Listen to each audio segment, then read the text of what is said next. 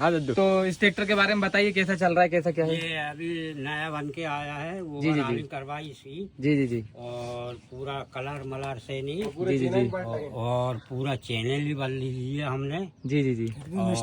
और फिर भी अच्छा चल रहा है हाँ, और हीरो बन गया है। कोई दिक्कत परेशानी आ रही है? नहीं, अभी कोई टेंशन नहीं है।